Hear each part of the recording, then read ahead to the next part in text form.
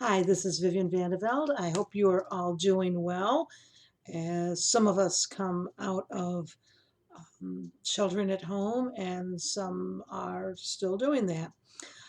In any case, I am here to read you two chapters from Alison Who Went Away because they are short chapters. And the first one is chapter 13. After school, Connie and I walked to Cardinal O'Gorman.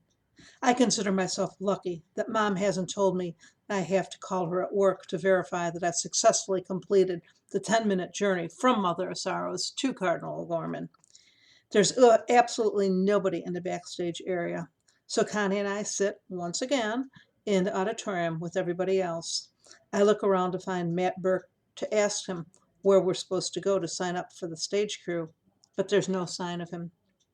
The rehearsals are every afternoon, but I figure maybe the stage crew won't meet that often.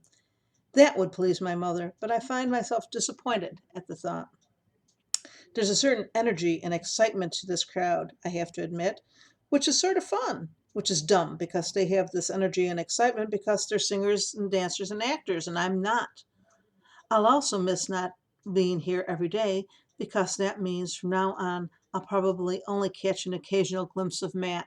And that's even dumber because I can picture myself with a vacant, moony expression, gazing at him adoringly while he's looking at me with a puzzled, "Am I supposed to know you?" frown. How demeaning. Somebody touches my arm. I'm sitting on an aisle seat, and it's Matt, and he's smiling at me and Connie, and he says, "I'm glad you came back." Thank goodness he moves on before I can get any sounds out, because all I accomplish is some scattered and meaningless syllables. Connie smacks my arm and says, "Take your glasses off." I take my glasses off, even though he seems to be telling everyone he's glad they came. We stand to follow Matt, but by then he's dashed up the side stairs onto the stage, and somebody else is there. Without my glasses, I can't even make out Connie right next to me, much less who's on stage, but I recognize Father Kevin's booming voice. "I know there are those of you who are primarily interested in helping backstage, but today we're going to be learning a few basic dance steps, and I think it'd be a good idea for all of you to participate so everybody knows exactly where we're coming from." Where we're coming from? I put my glasses back on quickly. We gather on stage around a 70-year-old woman who introduces herself as Mrs. Falahy, a friend of Father Kevin, and our dance instructor. Connie and I exchange relieved glances. How bad could this possibly be? Then Mrs. Falahy introduces us to three dancers from her studio who are going to be helping us out: Sigrid, Evangeline, and Krista.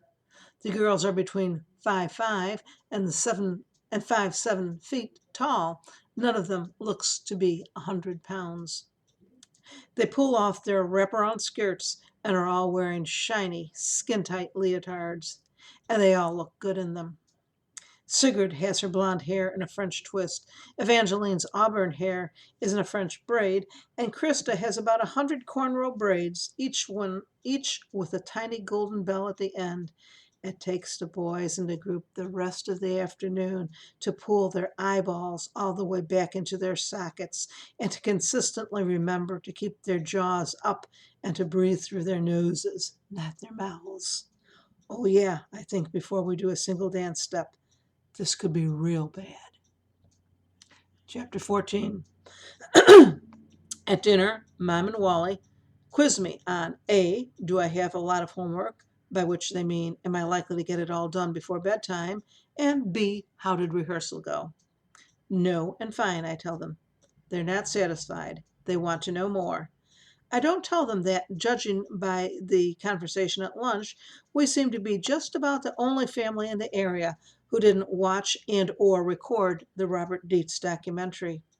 But I'm tempted. It would be a good diversionary tactic, as Mom keeps asking, "Did any of your friends besides Connie sign up? How many people are there? Where do they come from besides Mother of Sorrows and Cardinal O'Gorman? Are they mostly freshmen or upperclassmen? Do most of them seem to have experience in this sort of thing? Are the adults Cardinal O'Gorman faculty?" I give her the benefit of the doubt. I assume she's making polite conversation to show she's interested, and she doesn't realize that she sounds like a police interrogator. Even Wally's eyes are beginning to glaze over. Finally, Brian decides he's been ignored long enough. Hey, what about me? He demands. I need to know I'm as important to you as Susan is, which is obviously something he's taken verbatim off of one of the psychologist's checklists. But at least it gets Mom and Wally off my back.